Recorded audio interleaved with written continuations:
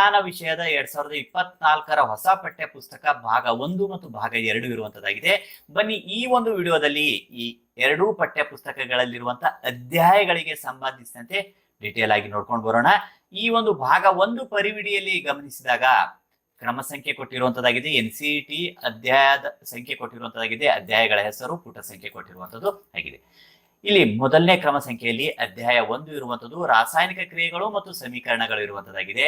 ಎರಡನೇ ಕ್ರಮ ಸಂಖ್ಯೆಯಲ್ಲಿ ಅಧ್ಯಾಯ 2 ಇರುವಂತದ್ದು ಆಮ್ಲಗಳು, ಪ್ರತ್ಯಾಮ್ಲಗಳು ಮತ್ತು ಲವಣಗಳು ಇರುವಂತದ್ದಾಗಿದೆ. ಮೂರನೇ ಕ್ರಮ ಸಂಖ್ಯೆಯಲ್ಲಿ ಅಧ್ಯಾಯ 5 ಇರುವಂತದ್ದು ಜೀವಕ್ರಿಯೆಗಳು ಇರುವಂತದ್ದಾಗಿದೆ.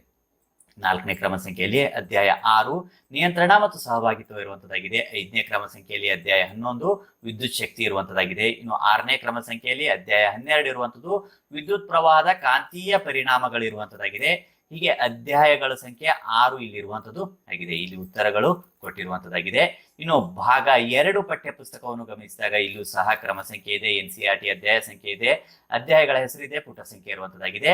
ಮೊದಲನೇ ಕ್ರಮ ಸಂಖ್ಯೆಯಲ್ಲಿ ಅಧ್ಯಾಯ 3 ಇರುವಂತದ್ದು ಲೋಹಗಳು ಮತ್ತು ಅಲೋಹಗಳು ಇರುವಂತದ್ದಾಗಿದೆ. ಎರಡನೇ ಕ್ರಮ ಸಂಖ್ಯೆಯಲ್ಲಿ ಅಧ್ಯಾಯ 4 ಕಾರ್ಬನ್ ಮತ್ತು ಅದರ ಸಂಯುಕ್ತಗಳು ಇರುವಂತದ್ದಾಗಿದೆ. ಮೂರನೇ ಕ್ರಮ ಸಂಖ್ಯೆಯಲ್ಲಿ ಅಧ್ಯಾಯ 7 ಜೀವಿಗಳು ಹೇಗೆ ಸಂತಾನೋತ್ಪತ್ತಿ ನಡೆಸುತ್ತವೆ ಇರುವಂತದ್ದು.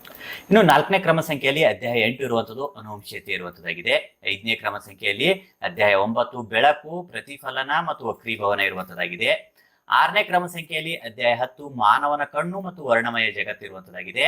ಇನ್ನು ಏಳನೇ ಕ್ರಮ ಸಂಖ್ಯೆಯಲ್ಲಿ ಅಧ್ಯಾಯ 13 ನಮ್ಮ ಪರಿಸರ ಇರುವಂತದ್ದಾಗಿದೆ. ಇಲ್ಲಿ ಉತ್ತರಗಳು ಇರುವಂತದ್ದು ಆಗಿದೆ. ಹೀಗೆ 7 ಅಧ್ಯಾಯಗಳು ಈ ಭಾಗ 2ರಲ್ಲಿರುವ